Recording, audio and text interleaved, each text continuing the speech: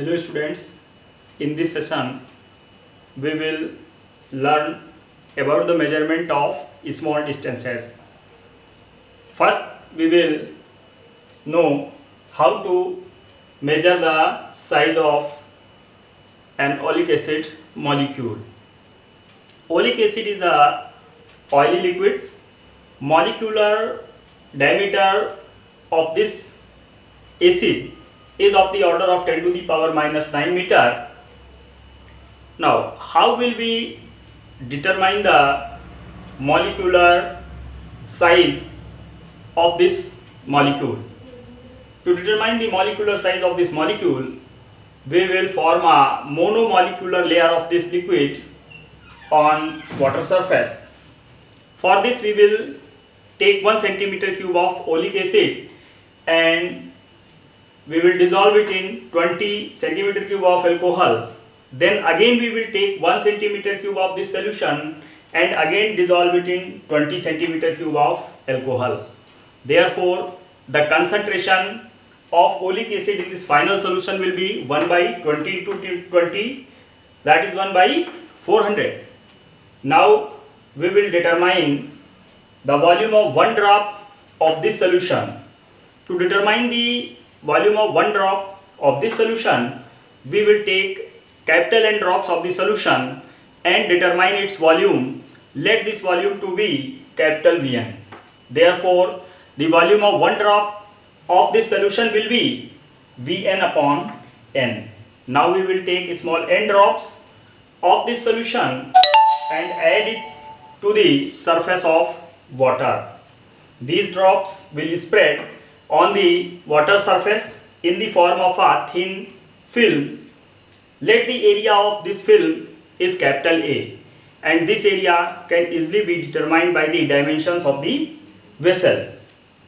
If the thickness of the film is small t, then the volume of oleic acid on the surface of water can be obtained by multiplying the area of the vessel, means area of the surface of water, by the thickness of the film, that is A into T. We will again calculate the volume of this n drops of this solution by another method. The volume of oleic acid in n drops of the solution is given by n into V by 400. This volume is equal to A into T. Therefore, we will equate both these volumes. A into T is equal to N into V by 400. From here, we can obtain the thickness of the oleic acid on the water surface, which will provide you the size of oleic acid molecule. Next, we calculate the atomic radius on the basis of Avogadro's hypothesis.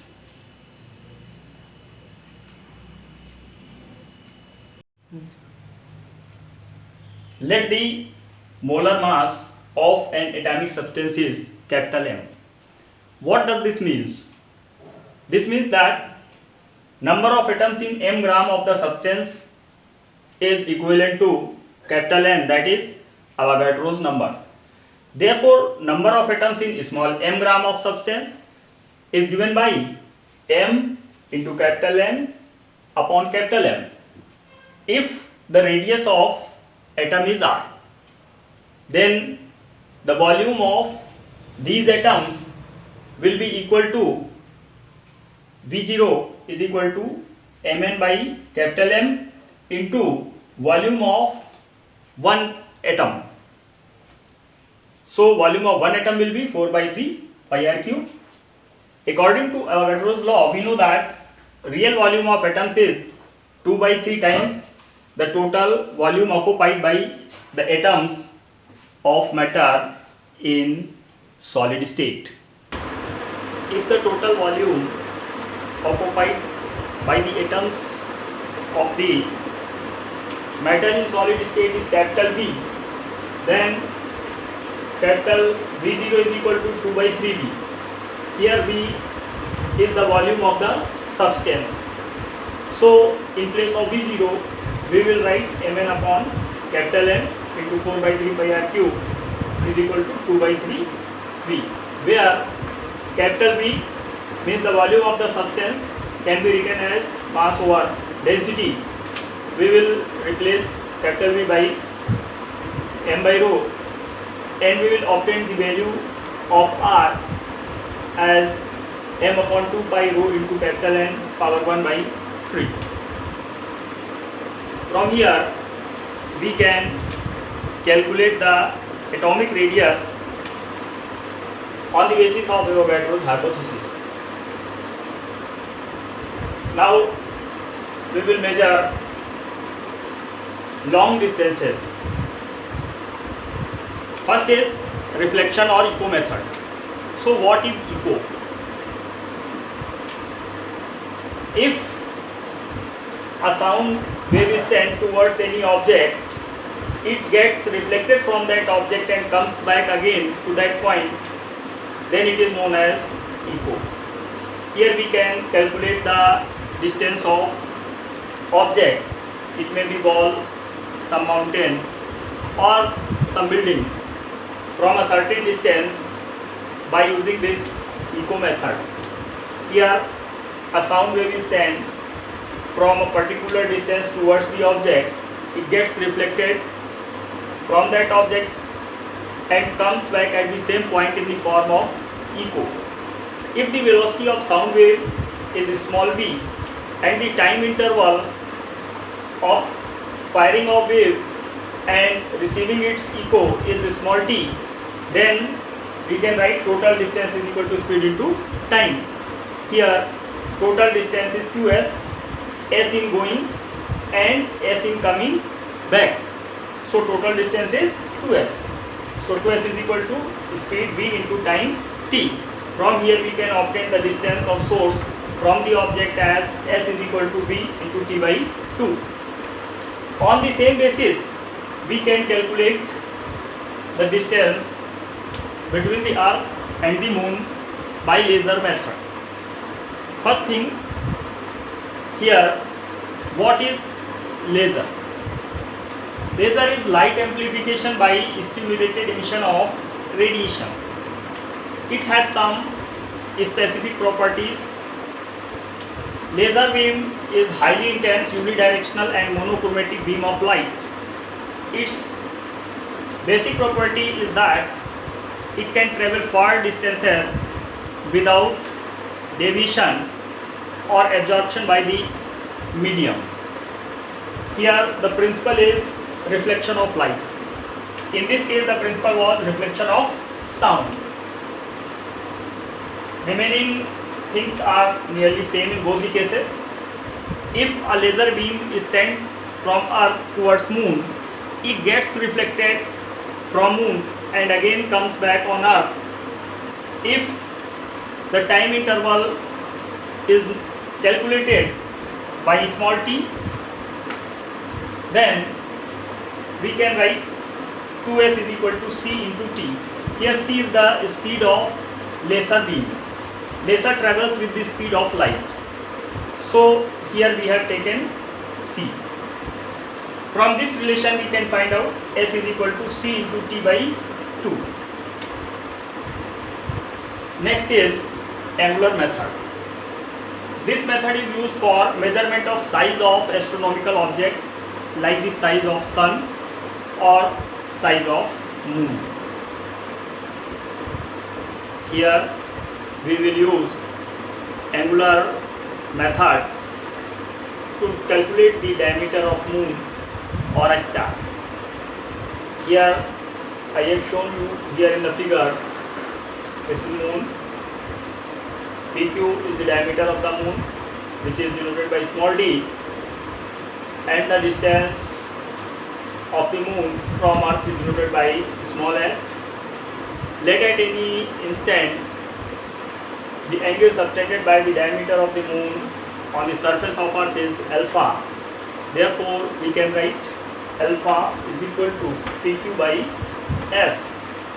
Here PQ is D, so alpha is equal to D by S, or D is equal to S into alpha. By this method we can estimate the diameter of moon or some stars.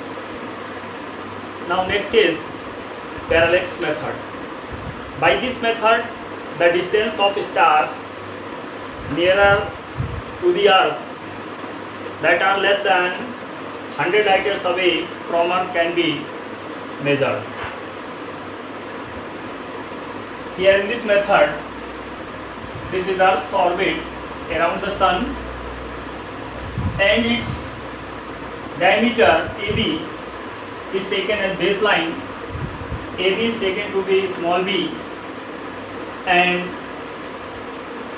N is taken to be some distant star whose position remains unchanged at all time during the rotation of the earth around the sun, and S is some star whose distance S from earth is to be determined.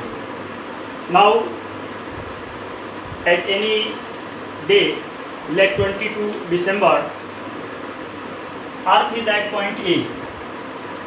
At this position, we first determine the angle phi 1 between the distant star and S. Again, after 6 months, when the earth comes in position B, we again determine the angle phi 2 between distant star and S.